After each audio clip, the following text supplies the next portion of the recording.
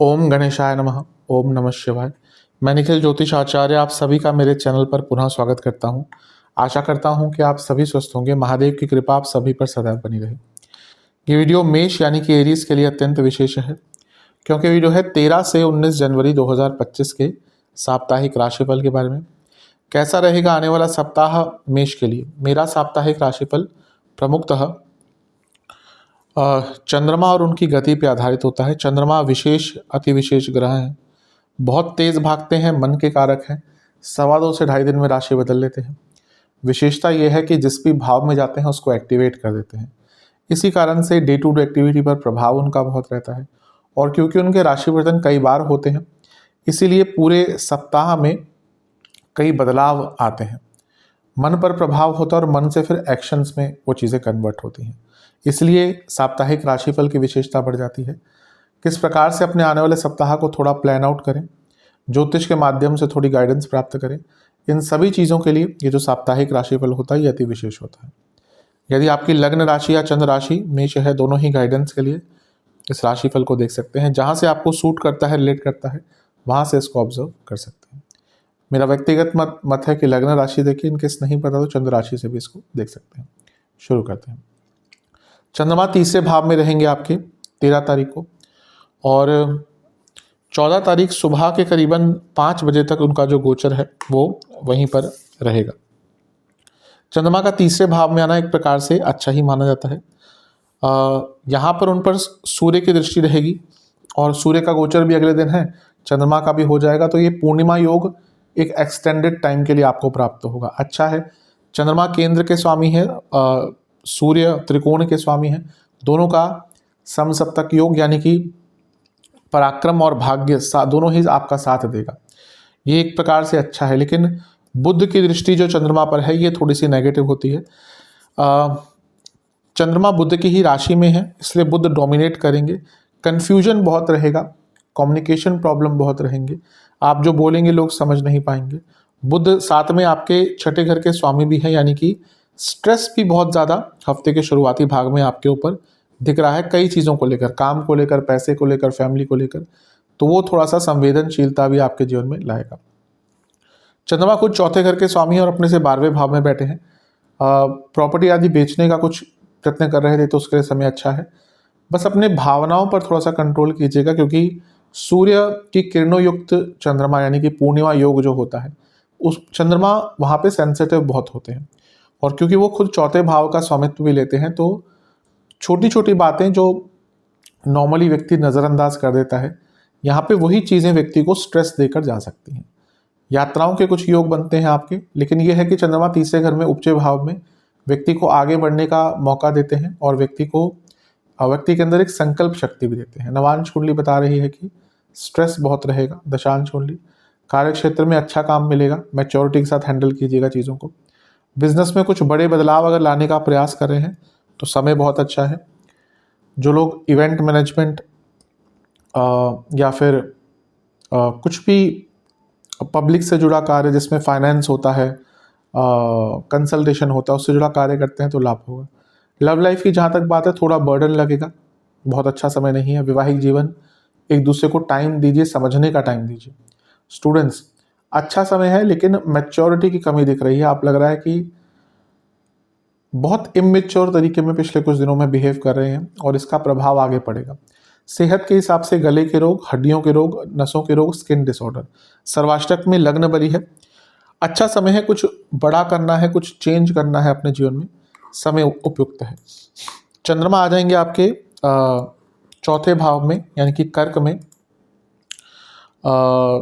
14 तारीख सुबह के 5 बजे, और 16 तारीख दिन के करीबन 1 बजे तक चंद्रमा का गोचर यहीं पर रहेगा। इसी दिन सूर्य का भी गोचर हो जाएगा और सूर्य आपके 10वें भाव में आ जाएंगे और उनका फिर से एक प्रभाव चंद्रमा पर होगा और ये पूर्णिमा योग फिर से पुनः स्टार्ट हो जाएगा। एक तो चंद्रमा चौथे भाव में है और कारको भावनाशय दोष है। सेंसिटिविटी, इमोशनल जो एक आपका प्रॉब्लम्स चल रही थी वो कंटिन्यू होंगी, उसमें कोई कमी नहीं आएगी। अपनी राशि में है तो और केंद्र भाव में है तो राजयोग बना रहे हैं और यहाँ पे सूर्य भी 10वें घर में आए हैं, तो ये करियर में कुछ अच्छा दिखा रहा है, क्योंकि लग्नेश, चतुर्थेश और पंचमेश ये सारे ही 10वें घर पर प्रभाव डाले हैं। सूर्य पंचमेश, मंगल लग्नेश, चंद्र चतुर्थेश, यानी कि केंद्र के स्वामी, त्रिकोण के स्वामी 10वें को देख रहे हो। 10वें में दिग्बली सूर्य आकर बैठ गए, यानी कि यहाँ पे करियर में कुछ अच्छा हो सकता है, प्रमोशन आदि के योग भी आपके बनते हैं, करियर के लिए अच्छा टाइम है।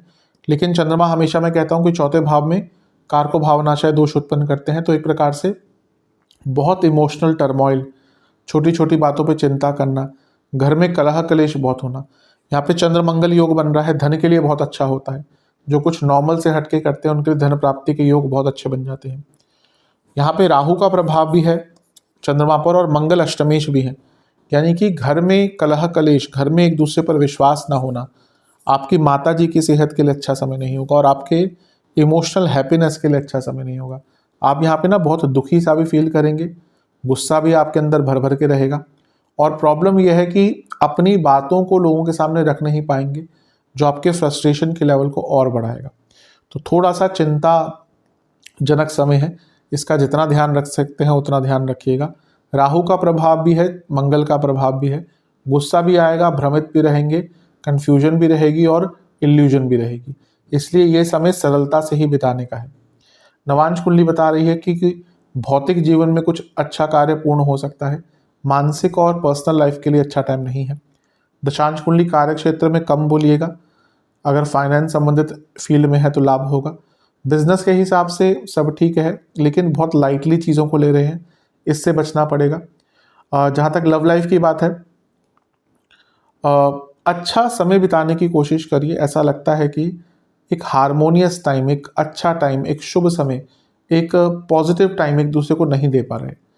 मिलते हैं तो झगड़े होते हैं या फिर इधर उधर की बातें होती हैं।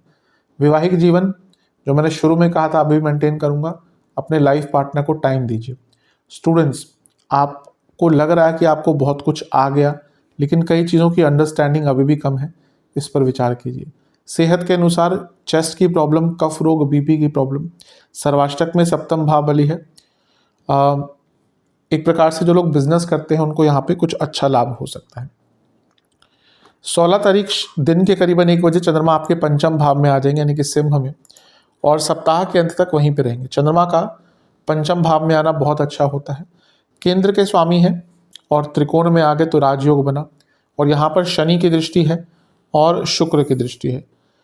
गुरु से केंद्र में है तो गजकेसरी योग बना, ये भाग्य पूर्ण करता है और विदेश से लाभ दिलाएगा, क्योंकि गुरु 12वें घर के स्वामी है, और ये जो गजकेसरी योग है ये सपोर्ट करता है। शनि दशमेश है, लाभेश है, यानी कि कार्य क्षेत्र में आगे बढ़ने का मौका मिलेगा। शुक्र धनेश है और सप्तमेश है, बिजनेस में, करियर में, दोनों में ही धन प्राप्ति दिख रही है। बहुत ही शुभ है ये हफ्ते का अंतिम भाग आपके लिए। बस ये नहीं भूलना चाहिए कि शनि भले ही आपके दशमेश हैं, 11वें घर के स्वामी हैं, वो शनि है, तो विषदोष बना और पंचम भाव पर चंद्रमा है। ओवर थिंकिंग बहुत स्टार्ट करेंगे, और ये धीरे धीरे करके जो ओवर थिंकिंग है ये नेगेटिव थिंकिंग में डेवलप होगी। पुरानी चीज़ें, अतीत की चीज़ें, अतीत के लोग, अतीत की सर्कमस्टांसेस, ये सब याद आएगा, और इसके कारण थोड़ा सा नकारात्मक फील कर सकते हैं। मतलब कि ना सब अच्छा होगा, फिर भी मन मायूस सा रहेगा, मन में गुस्सा रहेगा, मन में फ्रस्ट्रेशन रहेगी, इरिटेशन रहेगी। इसीलिए इस पर नियंत्रण रखना है, गुस्से से दूर रहना है, ओवर थिंकिंग की तरफ तो जाना ही नहीं। जहाँ पे लगे ना कि हाँ बहुत आगे निकल गए, वहीं पे अपने आप को वापस ले आइएगा। पंचम में चंद्रमा है, साधनाओं के लिए, मंत्र साधना के लिए, मंत्र जाप के लिए बहुत अच्छा समय है, तो ईश्वर की भक्ति कीजिएगा, अवश्य इन चीज़ों से निकल पाएंगे। नवांश कुंडली बताती है कि हाँ बहुत ज़्यादा विचार मन में आएंगे, और उसके कारण एकाग्रता की प्रॉब्लम होगी। दशांश कुंडली, कार्य क्षेत्र में गलतियां होने की संभावना है, केयरफुल रहिएगा। बिजनेस में आपको ना थोड़ा सा एक प्रोफेशनलिज्म लाना पड़ेगा, ऐसा लगता है कि थोड़ा प्रोफेशनलिज्म कम हो गया है। लव लाइफ की जहाँ तक बात है, ठीक है समय, प्रॉब्लम्स जो चल रही थी उनका अंत हो सकता है, या एटलीस्ट सॉर्ट आउट हो सकती हैं। वैवाहिक जीवन में झगड़े भरपूर दिख रहे हैं। स्टूडेंट्स की जहाँ तक बात है, ऐसा लग रहा है आप अतीत में ही कहीं फंसे हुए हैं, इस टाइम पे यही होगा और लाभ नहीं उठा पाएंगे।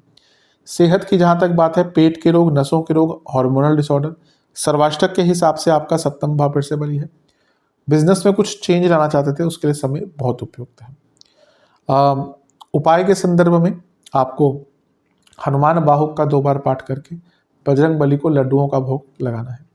आशा करता हूँ कि वीडियो काम आएगी। चैनल पे नए हैं सब्सक्राइब कीजिए, वीडियो को लाइक कीजिए। मिलता हूँ आप सभी से अगली वीडियो में, तब तक के लिए ओम नमः शिवाय।